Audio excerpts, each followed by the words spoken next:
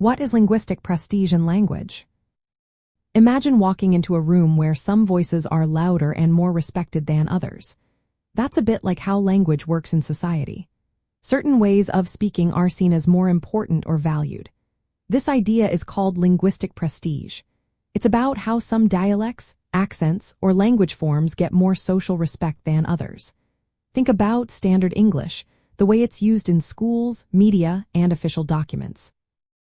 It's often considered the most correct way to speak in many English-speaking countries. When people use Standard English, they might be seen as more educated or professional. But this isn't just about grammar or pronunciation. It's also about social power. People from higher social classes or with more education tend to speak in ways that are viewed as more prestigious. For example, in English, using whom instead of who in formal writing is seen as more refined. Phonetically, certain accents like the general American or received pronunciation are often considered more prestigious because they follow the standard sound patterns. Accents and dialects that are different from the standard can sometimes be stigmatized or seen as less proper.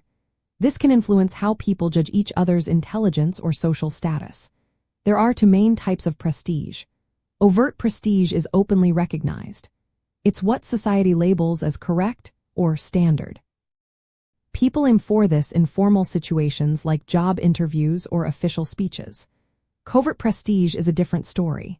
It's when a community values their own dialect or accent because it shows their identity and solidarity. For example, some regional accents might be seen as less formal but are highly valued within their local groups. This kind of prestige is more about belonging and community pride. When it comes to speech sounds, pronunciation patterns can also carry prestige. For instance, in Standard English, certain vowel sounds or intonations are seen as more polished or proper. People might change how they speak depending on the setting. They might adopt a more standard pronunciation in a job interview or formal event.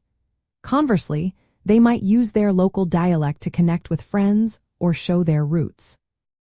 Overall, linguistic prestige shapes how we choose words, pronunciation, and grammar.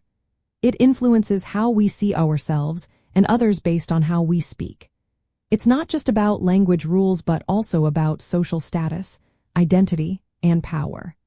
Understanding this helps us see why some accents or dialects are more accepted in certain settings and how language can reflect social hierarchies.